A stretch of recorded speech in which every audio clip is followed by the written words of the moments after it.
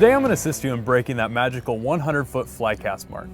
There are many subtleties involved in casting over 100 feet, but I'm going to focus you on 3 key skills needed: high line speed, elevated line trajectory, and lengthening your stroke. Hey, how's it going? I'm George from Leland Fly Fishing Outfitters, Master Certified Fly Casting Instructor and Distance Casting Champion here at the beautiful Golden Gate Angling and Casting Club in San Francisco, California. The Golden Gate Angling and Casting Club was founded in 1933 to hold fly casting competitions and bring like-minded fly fishers together to share their passion. There are many great fly fishing products that came from here. For instance, hollow bamboo, graphite fly rods, fly tying tools, and flies, just to name a few.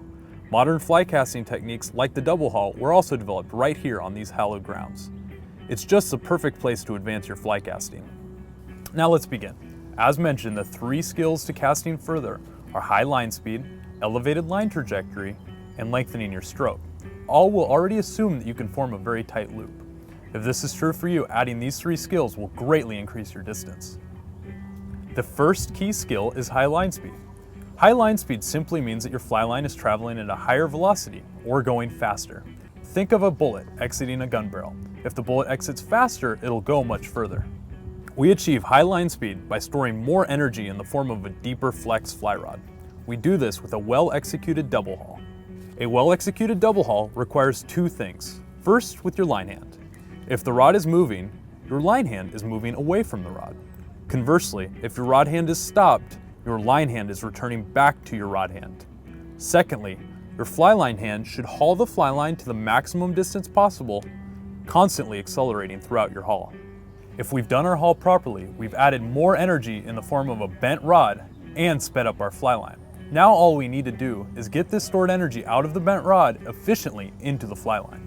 We do this with a deliberate stop of the fly rod. The best way to execute this stop is to squeeze the cork grip as we've reached the end of our casting stroke.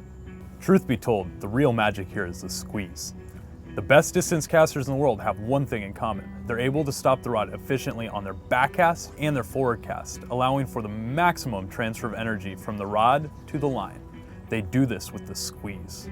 Now that we've achieved high line speed through hauling and stopping the rod, we just need to determine when and where to stop it. This is called trajectory. Just think about the bullet we talked about earlier.